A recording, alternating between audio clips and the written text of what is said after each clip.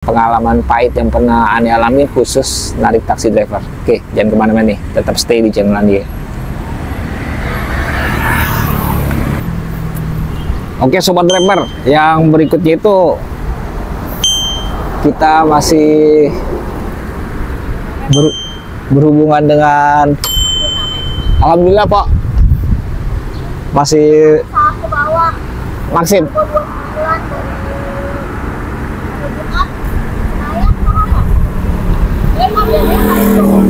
Iya lumayan, potongannya juga 12 doang kan, 12%. Lumayan Pak. Pak bentar ya, Anda bikin video dulu ya. Bentar ya. Oke, jadi yang berikutnya nih teman-teman, di Maxim itu pahit yang pernah Anda alamin itu ini masalah udah mulai ngerti nih main Maxim, tiba-tiba kena pelanggaran berdasarkan order kan. Itu pahit banget teman-teman. Makanya itu jadi landasannya nginfoin ke ente semua kalau bahaya PBO gitu, yang udah pernah infoin di beberapa video. Dan terkait sampel ini yang paling memprihatinkan, saya punya kawan di video yang itu kan udah saya ceritain tuh, itu sampai nangis gitu kan, karena memang bener-bener dia sulit dapat orderan. Gimana nih buat bayar kontrakan nih, tadinya suhu gacor, tiba-tiba kena PBO langsung bengek. Kalau yang saya alamin sebenarnya pun sama gitu, cuma ya udah saya coba coba nikmatin aja gitu, dapat 1, 2, paling top 5 udah narik full gitu kan. Yang tadinya bisa 15, 12, 20 gitu, kena PBO 1, nah itu berjalan sampai 3 minggu. Nah itu pahit banget tuh teman-teman. Biasanya orang yang ngeliatin kita bawa order, tiba-tiba kita jadi penonton deh. Itu sedih banget itu. Terus yang berikutnya, pengalaman pahitnya dulu waktu Argo 9.900 sering sih sebenarnya terjadi nih, tapi ini yang paling membekas gitu. Terkait pengalaman pahitnya, saya main di Mega Kuningan, dapat dari Menara Raja Wali ke Kota Bambu Selatan, itu daerah-daerah kayak Stubun gitu. Sebenarnya kalau dalam keadaan normal itu paling 15 menit, 10 menit lah. Waktu itu saya ingat banget tuh hari Jumat pasca hujan, dan saya seperti biasa dapat orderan itu. Yang naik tuh mbak-mbak jilbab gitu kan, argonya itu 9.900-an ya, PKS Tubun. Dia itu juga dapat promosi dari Maxim juga tuh. Nah waktu itu saya bawalah, pas dibawa itu kalian tahu nggak, itu macet total teman-teman. Mulai dari keluar sampai di jalan tuh motor saya panas gitu. Nah total waktu yang saya tempuh itu 1 jam berapa gitu. Itu banyak makan waktu, berhentinya itu pas tanjakan flyover mau ke arah Syahid Sudirman. Itu macet total teman-teman. Dan sedikit pengalaman, jadi pengalaman yang membuat saya trauma narik di Mega Kuningan sebenarnya. Jadi dulu setelah kejadian itu, kalau saya ngelewatin jalur itu saya matiin autobit gitu, saya matiin autobit. Jadi males gitu kalau ke arah situ lagi, atau ngambil order ke arah situ. Terus itu satu pengalaman pahit juga ya. Argo rendah, kita habis bensin, dan rasanya tuh kayak gimana gitu. Nah, yang berikutnya teman-teman, waktu saya belum paham mengenai Maxim sedetail-detailnya, seluk-beluknya, itu saya cocol lah orderan, ya kan, orderan. Teman-teman tahu sendiri deh, kalau orderan lelang cocolan itu pasti kan jemputnya lumayan lah, 15 menit, kadang 20 menit. Nah, itu saya main langsung oke aja. Oke, siap, OTW. Dan gak ada balasan dari pelanggan. Saya jalan lah, jemput kurang lebih 20 menitan. Dan ya seperti biasa, gak ada yang curiga. Saat udah mau tiba, terus saya sudah sampai di tujuan, saya klik oke, maksudnya setelah tiba, nungguin. baru dia chatting teman-teman kalau dia udah jalan sama Maxim lain. Itu rasanya tuh kayak campur aduk gimana gitu, kayaknya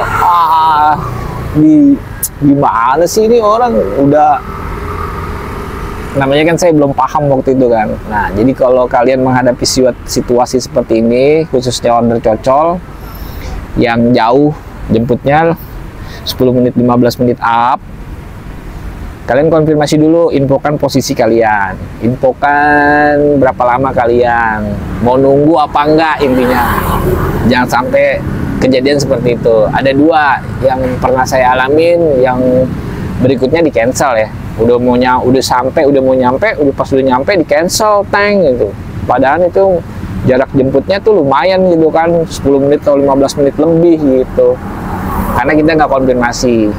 Jadi solusinya kalau nemuin yang order cocolan seperti ini, kalian dapat argo gede, konfirmasi dulu, jangan langsung jalan. Jadi itu ya. Yang berikutnya lagi teman-teman, ini terkait masalah peta ya, peta aplikasi.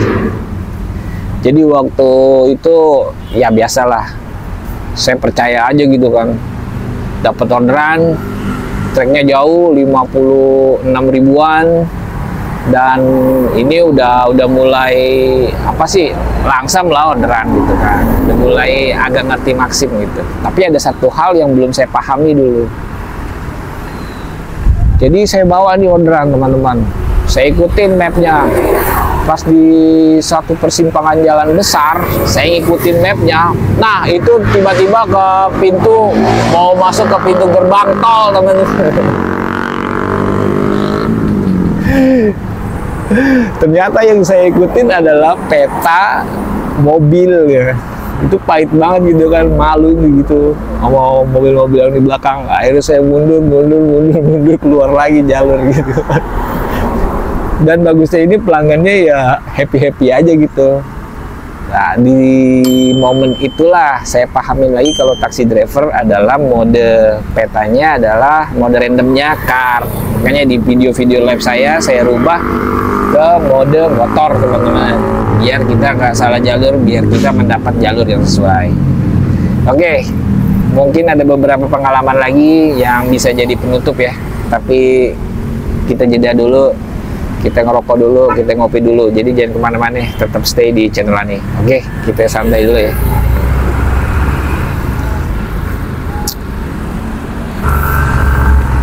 Oke sobat driver, masih bersama nih, masih sanggup nonton ya, masih ingin mendengarkan cerita pahit Maxim yang udah pernah aneh alami nih. Oke, yang berikutnya, ente tau lah, dari awal aneh ngojek pakai motor yang modelnya kayak gini, Aerox 155 VVA. Dan di awal-awal narik itu banyak banget yang menjatuhkan mentality aneh gitu. Maksudnya tuh banyak pelanggan yang bilang motornya tinggi banget pak, motornya tinggi banget pak, ini mah bukan motor ini nih. Apalagi dapat pelanggan yang tipenya bawel. Nah karena Maxim sistemnya orderannya history, kalau kita narik pasti dapatnya dia lagi gitu, dan saya diceramain mulu gitu. Itu sempat membuat saya kayak nggak mau narik lagi teman-teman. Dulu mentalnya jatuh gitu, udah saya nggak mau narik lagi dah, ini motornya ketinggian, nggak cocok buat ojek gitu kan. Akhirnya berjalan waktu saya temukan triknya ya, itu yang sering live narik itu salah satu trik untuk menutupi kalau motor saya sebenarnya agak nggak cocok kalau buat sewa ojek gitu, karena dari segi desainnya atau dari segi ininya ini kurang nyaman sebenarnya, pandangan pelanggan gitu. Tapi kalau udah duduk mah nyaman aja kalau Aerox sih, karena kan biasanya kan ngeliatnya dari pandangan pertama motornya tinggi, naiknya susah. Itu sempat mental saya jatuh ya teman-teman deh. Terus yang berikutnya itu ada pengalaman lagi, saya itu hampir terkena scam ya. Scam itu yang modelnya itu yang penipuan itu.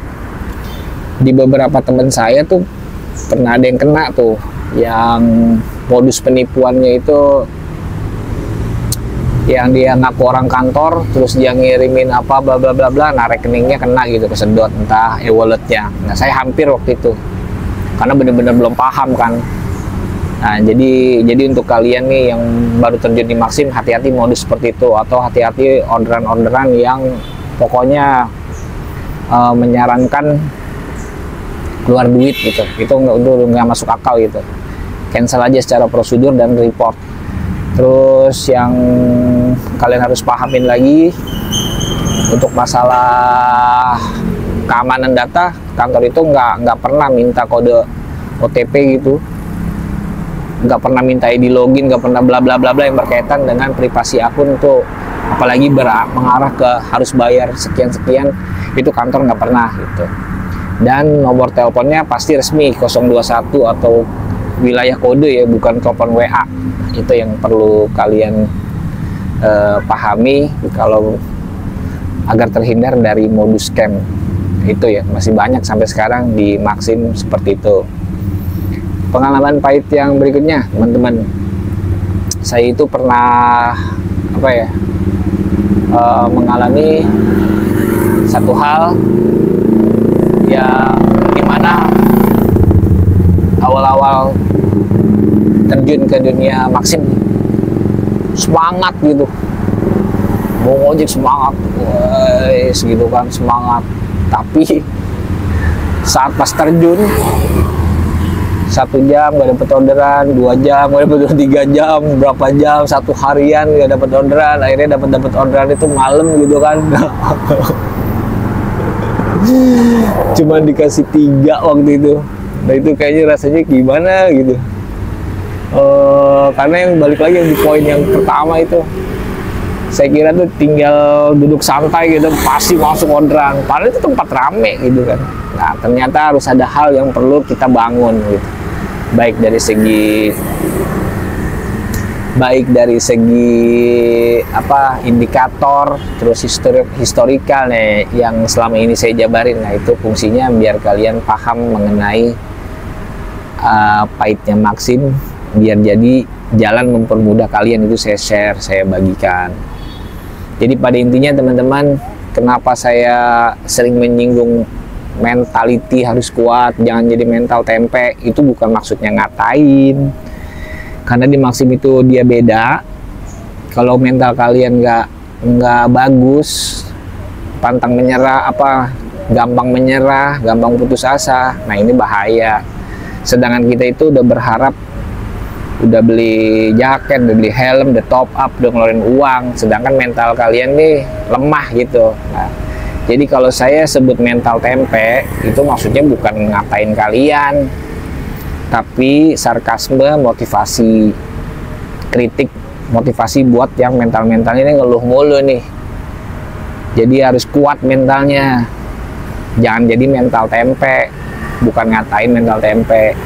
Jadi itu ya teman-teman nih, pengalaman pahit. Makanya saya sering motivasi mental harus kuat, karena semua udah saya alamin. Kalau saya nggak kuat mental mah udah nggak ngojol Maxim sampai sekarang gitu. Tapi dari semua yang kita alamin, kalau kita udah semua paham cara mainnya, cara antisipasinya, memahami karakter aplikasinya, ente cuan pasti. Dan nggak perlu ente tuh kayak harus gimana-gimana. Kalau pahamin ya, pentingnya ini dua nih yang kalian penting. Memahami historikal, harus orderan, dan jangan pelanggaran, 3. Misalkan ente nggak mau main jam sibuk, tapi udah paham nih spot-spot yang nanti gue jam segini sampai jam segini. Nah ini kebaca nih, bisa lah 150.000 atau 100 nih. Kalau gue misalkan turunnya sore nih, sampai malam nih. Nah, karena kenapa? Kalian udah paham spot, historinya udah bagus, terus akun nggak ada masalah. Tinggal langsung terjun ke tempat yang tadi kalian udah gambar di otak kalian. Kalau akunnya bagus, historinya bagus, insya Allah dapat cuan. Itulah fungsinya algoritma, kita memahami algoritma Maxim. Oke, kurang lebih itu ya teman-teman ya, untuk menjawab pertanyaan yang ini dari subscriber atau audiens channel ini. Oke, saya nggak pernah lupa ingetin, selalu waspada, selalu hati-hati, jangan gagal fokus di jalanan, tetap aman berkendara, ikuti rambu-rambu. Kalau ente kenapa-napa nanti nggak bisa dapat duit lagi, susah. Kalau ente kenapa-napa kesian orang-orang yang di rumah. Jadi jangan ugal-ugalan. Walaupun beberapa customer minta agak cepat, minta ngebut, tetap prosedur standar keamanan harus dijaga. Ente bisa gimmick kan, ya gimmick aja. Kalau kosong baru gas. Kalau misalkan mepet-mepet ya jangan. Ingat, keselamatan lebih penting. Oke, salam driver semuanya. Sampai berjumpa lagi di konten-konten lainnya. Semoga bermanfaat. Jangan lupa di subscribe. Kalau kontennya bermanfaat, dibagiin aja. Dan mental kalian mesti kuat. Jangan jadi mental tempe. Oke, jangan jadi mental tempe. Salam driver semuanya. Oke.